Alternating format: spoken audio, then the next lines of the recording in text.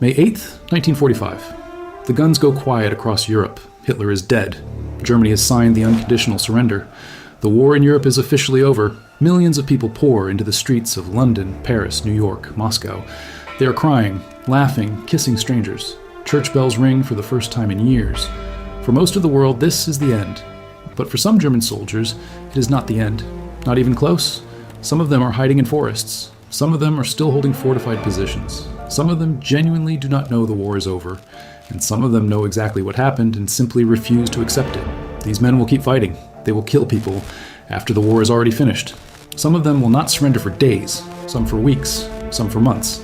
And at least one of them will not give up for nearly 3 decades. If you want more stories like this, ones built entirely on documented history with no fluff and no filler, make sure you subscribe right now and hit the bell.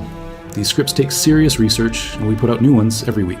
Let us start with the first few hours after midnight on May 8th, 1945. The formal surrender document is signed at 2:41 in the morning, Central European time at Reims, France. General Alfred Jodl signs for Germany. General Walter Bedell Smith signs for the Allied Expeditionary Force. The ceasefire is set to take effect at 11:59 that night, so technically there are still about 22 hours of official war left when the signing happens. During those final hours, some German commanders do something remarkable. They order their troops to run, not to keep fighting, but to flee westward as fast as possible so they could surrender to American or British forces instead of being captured by the Soviets. This was not cowardice, it was strategy. Everyone in the German military knew that Soviet prisoner of war camps had a death rate that made Western camps look like resorts. German soldiers who surrendered to the Americans in May 1945 had a reasonable chance of going home within a few years. German soldiers who fell into Soviet hands faced an entirely different fate. Hundreds of thousands would die in captivity. Some would not be released until 1955, a full 10 years after the war ended. So in the final hours, entire German army groups are racing west. Army Group Center, which is sitting in Czechoslovakia with over 900,000 men, begins a desperate scramble toward American lines. Not all of them make it. The Soviets close in fast. Hundreds of thousands are captured. But the ones who make it to American lines, they at least have a chance. Then there are the ones who do not run. The ones who decide to keep fighting even after the surrender. Let us talk about Breslau first. This is a city in what is now western Poland called Wrocław today. The German garrison at Breslau had been under siege since February of 1945. The Soviet forces had surrounded the city completely. The garrison commander was General Hermann Niehoff. He had approximately 35,000 soldiers inside the city, plus a civilian population that had been trapped there too. For 82 days, Niehoff held the city while Soviet forces methodically destroyed it block by block. Buildings that had stood for centuries were reduced to rubble. Civilians died by the thousands. The garrison soldiers fought street by street, room by room. On May 6th, Niehoff received word that Germany was negotiating the unconditional surrender. 2 days later, on May 8th, the surrender takes effect. Niehoff finally capitulates on May 7th, 1 day before the official end of the war. His troops surrender to Soviet forces. Most of them will spend years in Soviet captivity. Niehoff himself will not return to West Germany until 1950, but at least they surrendered, while there was still a legal framework for how they should be treated. The men who kept fighting after May 8th had no such protection. Now let us talk about Czechoslovakia, because this is where things get very dark very fast. When the surrender takes effect, there are massive German formations still in Czech territory. Some of them follow orders and stop fighting. But in Prague, something different happens. The Czech people had been living under brutal Nazi occupation since 1939, 6 full years. When they hear that Germany has surrendered, they rise up. It is called the Prague Uprising. Czech resistance fighters and ordinary citizens begin attacking German soldiers and SS units throughout the city. But here's the thing. Some of those German units do not surrender. They fight back, hard. The SS division, Das Reich, is in the area. These are not regular army soldiers. These are fanatical Waffen-SS troops with a documented record of war crimes, including the massacre at Oradour-sur-Glane in France, where they killed 642 civilians in June 1944. In the streets of Prague in the first days after VE Day, SS troops continue fighting Czech civilians and resistance fighters. People are dying after the official end of the war. Executions are still happening. Atrocities are still being committed. Then something extraordinary happens. The Russian Liberation Army, made up of Soviet soldiers who had defected to fight for Germany under General Andrei Vlasov, switches sides again and actually helps the Czech resistance against the SS. It is one of the strangest moments of the entire war. Former Soviet POWs who had been fighting for Germany end up fighting against the SS in Prague after Germany has already surrendered. The city is only fully liberated on May 9th, 1 day after VE Day, when Soviet forces finally enter. But Czechoslovakia is not done. Some German units scatter into the forests and mountains and keep fighting.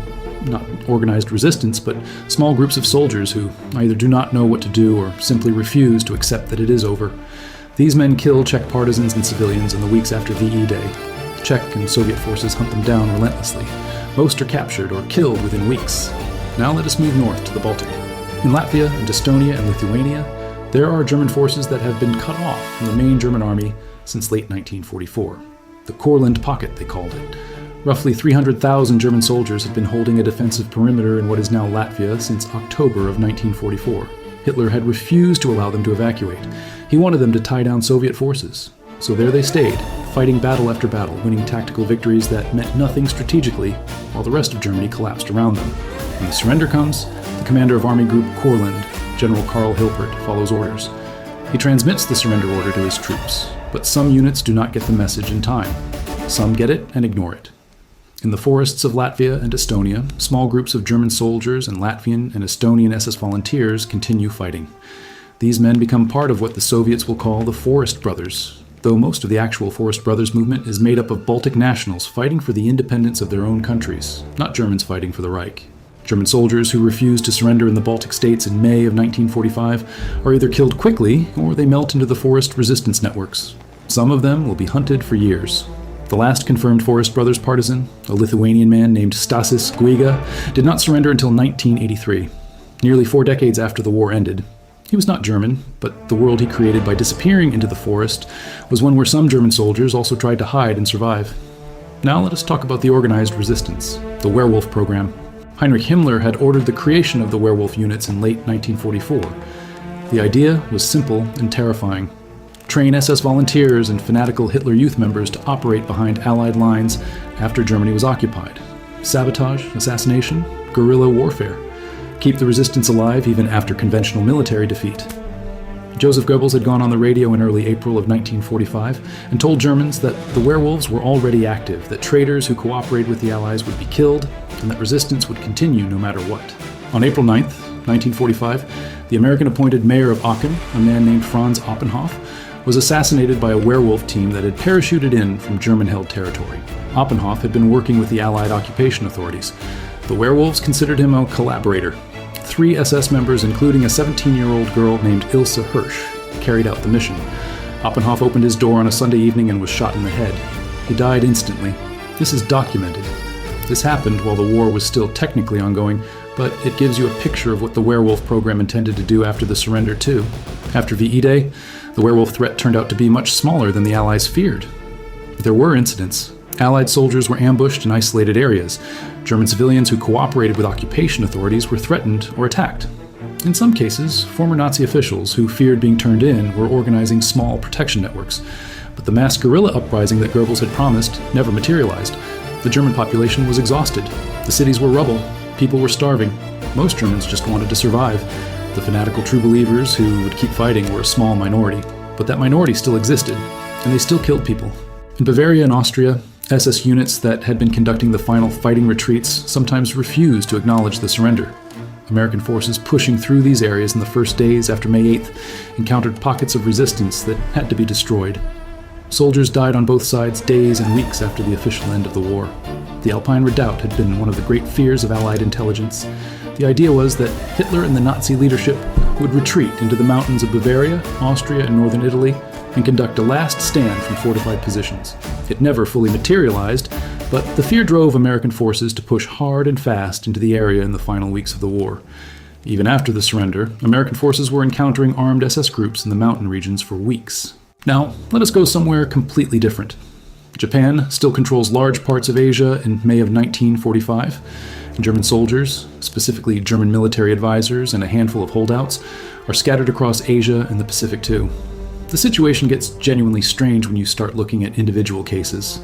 But let us stay in Europe for one more story before we get to the truly extraordinary cases. The Channel Islands. The British Channel Islands, specifically Jersey and Guernsey, had been occupied by German forces since June of 1940. They were the only part of British territory to fall under Nazi occupation in the entire war. On May 8, 1945, the German garrison commander, Vice Admiral Friedrich Hofmeier, is sitting in his headquarters. He has roughly 28,000 German troops under his command. He has been one of the most hardline Nazi officers in the garrison. He had actually replaced the previous commander for not being aggressive enough. Hofmeyr refuses to surrender. He broadcasts a defiant message on May 8th insisting that the Channel Islands garrison will fight on. The civilian population, who have been under occupation for 5 years, and are by this point literally starving because supply ships have been blocked by the Allies, cannot believe what they are hearing. The war is over, everyone knows it, and this man is saying they will keep fighting. British forces arrive aboard HMS Bulldog on May 9th, 1945. Hofmeyr is presented with the surrender order. Faced with an actual British naval vessel and British officers in person, his defiance collapses. He signs the surrender at 7:14 in the morning. The Channel Islands are liberated. The civilian population has waited 5 years for this moment.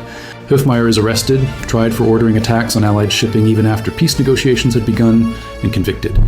He is sentenced to 5 years. He serves the sentence and is released.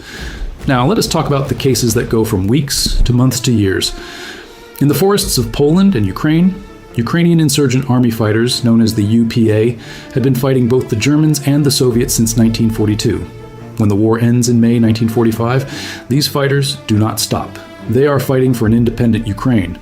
German soldiers who had ended up attached to or working alongside these units sometimes find themselves in a strange limbo. The war they were fighting for Germany is over, but the war happening around them is not. Some German soldiers in this situation make a calculated choice. They know that if they surrender to the Soviets, they face brutal treatment in camps, possibly death. If they surrender to the Poles, similar risks, so they stay in the forest. They keep fighting.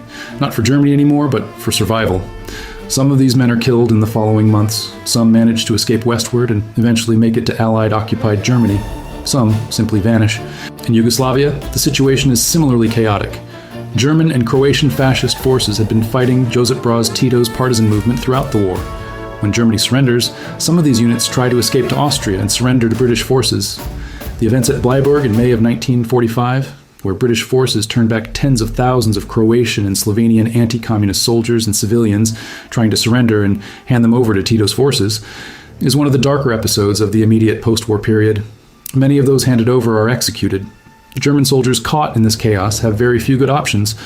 But now we come to the case that defines this entire story. The case that makes everything else look almost normal by comparison. His name is Hiroo Onoda. Wait, you know that name?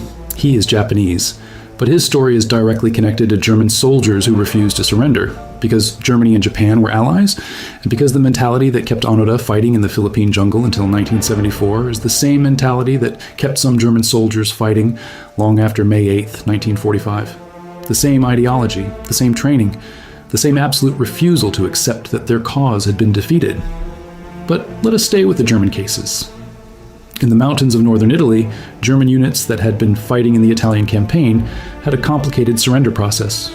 The German forces in Italy had actually negotiated a separate surrender on May 2, 1945, 6 days before VE Day.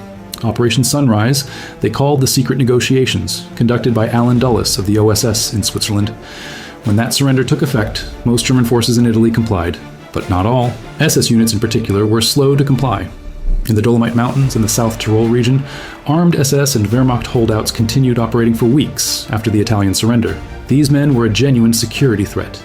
Allied and Italian partisan forces had to continue hunting operations even as the rest of Europe was celebrating peace.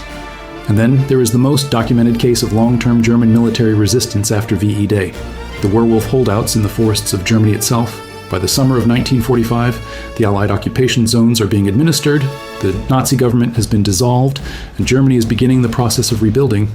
But in the forests of Bavaria and Thuringia and the Harz Mountains, small armed groups of SS men and fanatical Nazis are still operating. They are not a serious military threat at this point. They cannot overthrow the occupation, but they can kill people, and they do. American military intelligence reports from the summer of 1945 document incidents of ambushes on military patrols, attacks on German civilians who are cooperating with the occupation, and the murder of former concentration camp guards, who are feared to be informing on their former colleagues. These are not large-scale operations, but they are real, and they continue well into the fall of 1945. The most persistent German holdout in the documented historical record is a man named Albert Grunberg. He is an SS officer who takes to the forests of Germany in May of 1945 and refuses to surrender. American and British occupation forces track him and a small group of followers through the forests of Bavaria for months.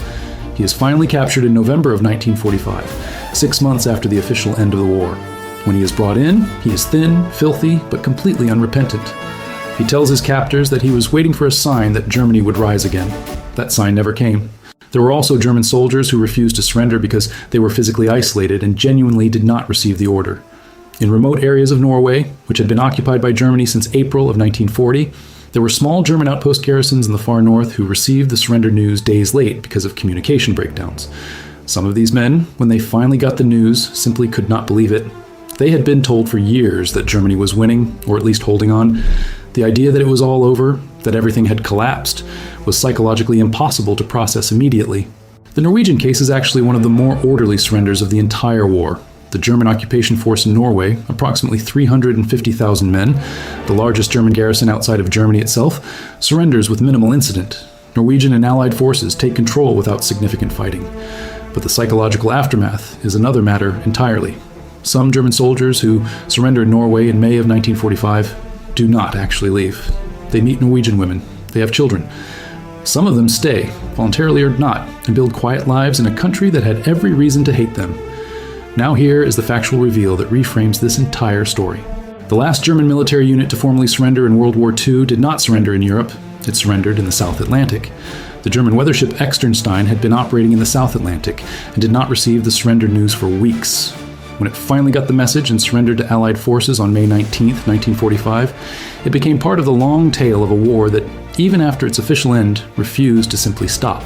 And there is one more name you need to know: Hans-Georg Henke, a 14-year-old German boy photographed crying after being captured by American soldiers in April of 1945. That photograph became one of the most famous images of the war's end.